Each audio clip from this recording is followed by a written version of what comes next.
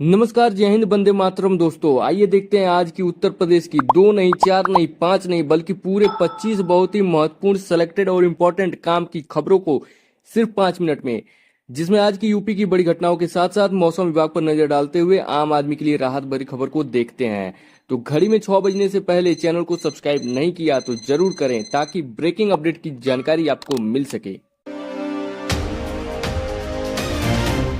Gorakhpur Mumbai special train की नई timing आज से शुरू। मुंबई जाने की प्लानिंग कर रहे हैं तो आपके लिए अच्छी खबर है। गोरखपुर से मुंबई जाने वाली स्पेशल ट्रेन आज से शुरू हो गई है। ट्रेन नंबर 05325 जो गोरखपुर से हर सोमवार और बुधवार को रात 9:15 बजे रवाना होगी, आपको सीधा मुंबई तक ले जाएगी। ये ट्रेन लखनऊ के रास्ते से होकर गुजरेगी, जहां ये सुबह 2:55 बजे पहुंचेगी। वहीं मुंबई से वापसी के लिए ट्रेन नंबर 05326 हर बुधवार और शुक्रवार को सुबह 10:25 बजे एलटीटी लोकमान्य तिलक टर्मिनस से चलेगी और अगले दिन शाम 6 बजे गोरखपुर पहुंचेगी। कस्तूरबा गांधी बालिका विद्यालय में छात्राओं पर वार्डन का कहर। कभी आपने सोचा है कि स्कूल में खाने की शिकायत करने पर पिटाई हो सकती है? गोरखपुर के कस्तूरबा गांधी बालिका विद्यालय में यही हुआ। जब छात्राओं ने खराब खाने की शिकायत की तो वार्डन ने उन्हें डंडे से बेरहमी से पीटा। बच्चियों के शरीर पर गंभीर चोटें आईं और इस दर्दनाक घटना का एक वीडियो भी सोशल मीडिया पर वायरल हो रहा है। इस अमानवीय कृत्य ने पूरे इलाके में सनसनी फैला दी है और प्रशासनिक कार्रवाई की मांग की जा रही है। अयोध्या रेप केस, सपा के पीडीए पर भारी, अखिलेश यादव की मुश्किलें बढ़ीं। राजनीति के अखाड़े में एक नया मोड़ आया है और इस बार अखिलेश यादव के लिए हालात मुश्किल हो गए हैं। अयोध्या में हुए गैंग रेप केस में सपा के नगर अध्यक्ष मोहित खान की गिरफ्तारी ने पार्टी की छवि पर गहरा असर डाला है। चुनावों के दौरान सपा ने पीडीए पिछड़ा, दलित, अल्पसंख्यक की एकता को अपनी ताकत बताया था, लेकिन अब अयोध्या के इस केस में सपा के अल्पसंख्यक नेता की गिरफ्तारी से पार्टी के लिए हालात चुनौतीपूर्ण हो गए हैं। योगी सरकार की नई रेसिडेंशियल ग्रुप हाउसिंग स्कीम, घर का सपना होगा पूरा। घर का सपना कौन नहीं देखता, अब योगी सरकार इसे पूरा करने की तैयारी में है। ग्रेटर नोएडा में योगी सरकार ने नई residential group housing scheme launch की है। इस स्कीम के तहत 19 रिहायशी और 9 इंस्टीट्यूशनल प्लॉट्स का आवंटन किया जा रहा है। इन प्लॉट्स पर बिल्डर्स वर्ल्ड क्लास टाउनशिप बना सकते हैं, जिसमें नर्सिंग होम, बारात घर और स्कूल जैसी सुविधाएं भी होंगी।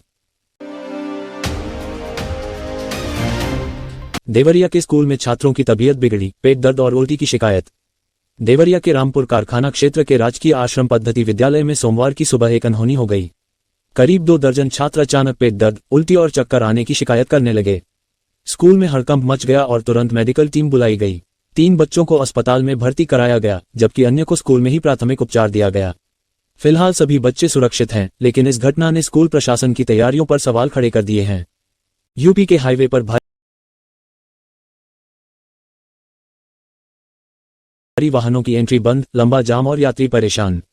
यूपी के बिजनौर जिले में हरिद्वार नजीबाबाद हाईवे पर यात्री रविवार को भारी परेशानियों का सामना कर रहे थे। चिड़ियापुर सीमा पर 2 किलोमीटर लंबा जाम लग गया, जिससे यात्री काफी परेशान हो गए। पुलिस ने 19 अगस्त तक इस मार्ग पर भारी वाहनों की एंट्री बंद कर दी है, जिससे हाईवे पर जाम की स्थिति बन गई है। वाहन चालक और यात्री इस फैसले से खासे परेशान हैं, लेकिन ये कदम सुरक्षा और ट्रैफिक नियंत्रण के लिहाज से उठाया गया है। बरेली के गांव में पुलिस के डर से मर्द गायब, पीएसी ने संभाली निगरानी। क्या आपने कभी सुना है कि किसी गांव के सभी मर्द अचानक गायब हो जाएं? बरेली के शिवनगर गांव में ऐसा ही हुआ है। 2 समुदायों के बीच विवाद के बाद पुलिस की कार्रवाई के डर से गांव के सभी पुरुष फरार हो गए हैं। पुलिस ने इलाके में पीएसी तैनात कर दी है और स्थिति को नियंत्रण में रखने की कोशिश की जा रही है।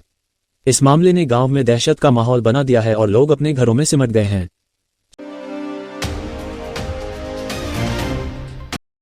सीएम योगी के स्वागत में भाजपाई पदाधिकारियों के नाम सूची से गायब।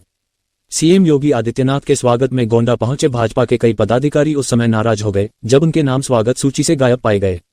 हेलीपैड पर जब उन्हें अंदर जाने से रोका गया तो वे नाराज होकर वापस लौट गए। बाद में अधिकारियों ने उन्हें स्वागत की अनुमति दी, लेकिन इस घटना ने भाजपा के भीतर खलबली मचा दी है। अखिलेश यादव का यूपी अधिकारियों को चेतावनी, सपा आई तो होगा एक्शन। अखिलेश यादव ने एक बार फिर से यूपी के अधिकारियों को चेतावनी दी है। उन्होंने कहा कि यदि सपा सत्ता में आई तो भाजपा के लिए काम करने वाले अधिकारियों पर सख्त कार्रवाई की जाएगी। उन्होंने भाजपा पर आरोप लगाया कि वे पुलिस को अपने कार्यकर्ता की तरह इस्तेमाल कर रहे हैं और सपा सरकार आने पर ऐसे अधिकारियों पर शिकंजा कसा जाएगा। यूपी के 261 गांवों में बिछेगी 240 किलोमीटर नई रेल लाइन, खुशियों की सौगात। यूपी के 261 गांवों में खुशियों की सौगात आने वाली है। खलीलाबाद से बहराइच तक 240 किलोमीटर लंबी नई रेलवे लाइन बिछाई जाएगी, जो इन गांवों के लोगों के जीवन में बड़ा बदलाव लाएगी। ये रेल लाइन न केवल यात्रा को सस्ता और आसान बनाएगी, बल्कि सामाजिक और आर्थिक विकास को भी मजबूती प्रदान करेगी। पीएम मोदी का बड़ा फैसला, बीएसएनएल करेगी स्वदेशी 4G उपकरणों का इस्तेमाल। क्या आप जानते हैं कि बीएसएनएल के 4G नेटवर्क के विस्तार में स्वदेशी उपकरणों का इस्तेमाल किया जाएगा? ये फैसला खुद प्रधानमंत्री नरेंद्र मोदी ने लिया था। दूरसंचार मंत्री ज्योतिरादित्य सिंधिया ने इस बात का खुलासा किया है कि प्रधानमंत्री चाहते हैं कि बीएसएनएल के नेटवर्क का विस्तार स्वदेशी तकनीक से किया जाए, जिससे देश के कम्युनिकेशन सिस्टम की सुरक्षा और स्थिरता सुनिश्चित हो सके। गंगा पर बनेगा 25 करोड़ का स्टील पुल, महाकुंभ की तैयारियों में तेजी। महाकुंभ में संगम की राह अब और भी सुगम होने वाली है। गंगा पर एक नया स्टील पुल बनने जा रहा है, जिसकी लागत 25 करोड़ रुपए होगी। ये पुल नवंबर तक बनकर तैयार हो जाएगा, जिससे महाकुंभ में श्रद्धालुओं की आवाजाही में आसानी होगी। इस पुल का निर्माण कार्य बाढ़ के बाद अक्टूबर में शुरू होगा और इसे 2 महीने में पूरा करने का लक्ष्य रखा गया है।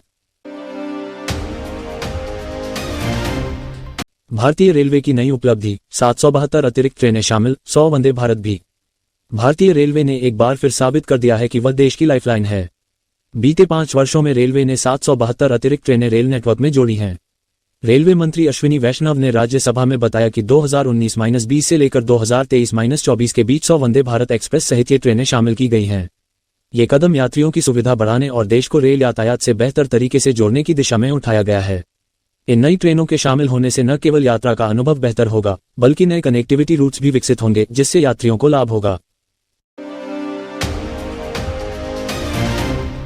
प्रयागराज की सड़कों को मिलेगा हरा भरा और स्मार्ट लुक, 100 करोड़ रुपए का बजट मंजूर।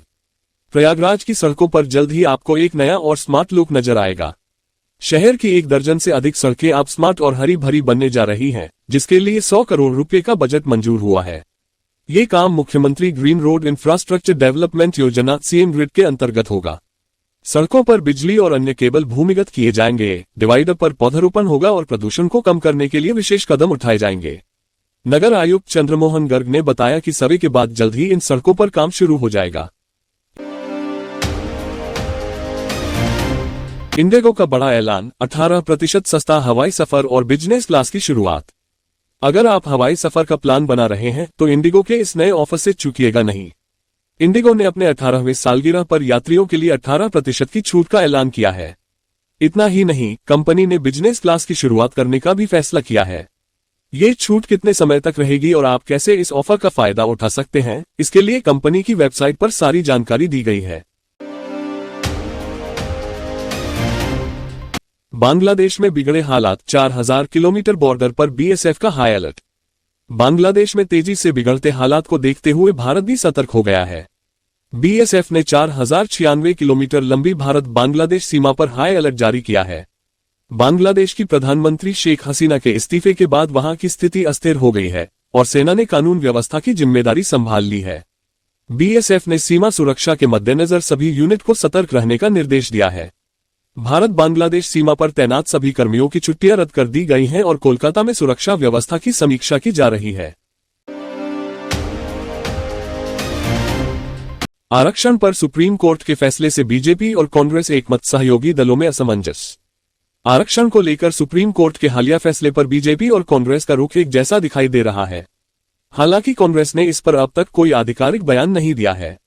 सुप्रीम कोर्ट ने अनुसूचित जाति एससी और अनुसूचित जनजाति एसटी को कोटे के अंदर कोटा देने और क्रीमी लेयर का रिजर्वेशन खत्म करने का फैसला सुनाया है। इस फैसले से राजनीतिक गलियारों में हलचल मच गई है। जहां कई दलों ने इसका विरोध किया है, वहीं कुछ अभी भी असमंजस में हैं। केंद्रीय मंत्री चिराग पासवान ने इस फैसले के खिलाफ रिव्यू पिटीशन फाइल करने का ऐलान किया है। जानकारों का कहना है कि इस फैसले से अनुसूचित जाति में दबदबा रखने वाली जातियों को नुकसान हो सकता है। अब इस ऐप के जरिए देख सकेंगे रोडवेज बसों की लाइव लोकेशन, ड्राइवरों की ड्यूटी लगाने में भी होगा इस्तेमाल। उत्तर प्रदेश में रोडवेज बसों की लाइव लोकेशन जानना अब आसान हो जाएगा। 15 अगस्त से मुख्यमंत्री योगी आदित्यनाथ सुगम नामक एक नए ऐप का शुभारंभ कर सकते हैं। इस ऐप का मुख्य उद्देश्य यात्रियों और कर्मियों को सुविधाजनक सेवाएं प्रदान करना है। सुगम ऐप के माध्यम से यात्री न केवल बसों की लाइव लोकेशन देख सकेंगे बल्कि ड्राइवरों की ड्यूटी, टिकटिंग आदि की जानकारी भी प्राप्त कर सकेंगे। इससे पहले 3 अलग अलग ऐप्स का उपयोग करना पड़ता था, लेकिन अब ये सभी सुविधाएं एक ही ऐप में उपलब्ध होंगी। इस कदम से यात्रियों को यात्रा की जानकारी सहजता से प्राप्त होगी और रोडवेज कर्मियों के लिए भी प्रबंधन अधिक आसान हो जाएगा। यूपी की सड़कों पर पुलिस शुरू करने जा रही ये अभियान, पकड़े जाने वालों पर होगा सख्त एक्शन। उत्तर प्रदेश पुलिस ने राज्य की सड़कों पर सख्त निगरानी शुरू करने की योजना बनाई है। डीजीपी प्रशांत कुमार ने मोटरसाइकिल से मानकों के विपरीत साइलेंसर हटाकर अत्यधिक तेज गति से गाड़ी चलाने वाले शोहदों के खिलाफ अभियान चलाने के निर्देश दिए हैं। इस अभियान के तहत ऐसे लोगों पर कड़ी कार्रवाई की जाएगी जो सार्वजनिक स्थलों पर तेज गति से गाड़ियां चलाते हैं। डीजीपी ने वीडियो कॉन्फ्रेंसिंग के माध्यम से आगामी त्योहारों जैसे रक्षाबंधन, नागपंचमी, सावन झूला और श्री कृष्ण जन्माष्टमी के लिए सुरक्षा प्रबंधों की समीक्षा की। उन्होंने कानून व्यवस्था की स्थिति और जनशिकायतों के निस्तारण के भी निर्देश दिए। इसके अलावा पुलिस भर्ती की परीक्षा की तैयारियों पर भी चर्चा की गई। जुलाई के लिए ICC player of the month nomination में 3 भारतीय नाम शामिल। अंतर्राष्ट्रीय क्रिकेट परिषद आईसीसी ने जुलाई 2024 के लिए player of the month award के लिए नॉमिनेशन की घोषणा की है, जिसमें कुल 6 खिलाड़ियों के नाम शामिल हैं। इनमें 3 भारतीय खिलाड़ी भी शामिल हैं, जिनमें से 1 मेंस क्रिकेट और 2 वुमेन्स क्रिकेट से हैं। मेंस क्रिकेट में भारत के वॉशिंगटन सुंदर को नामांकित किया गया है, जबकि वुमेन्स क्रिकेट में भारत की स्मृति मंधाना और शेफाली वर्मा को नॉमिनेट किया गया है। ये नॉमिनेशन उनके बेहतरीन प्रदर्शन के आधार पर किया गया है। गौरतलब है कि जून 2024 में यह अवार्ड भारतीय तेज गेंदबाज जसप्रीत बुमराह ने जीता था। महिला क्रिकेट में श्रीलंका की कप्तान चमारी एट्टापट्टू को भी इस अवार्ड के लिए नॉमिनेट किया गया है।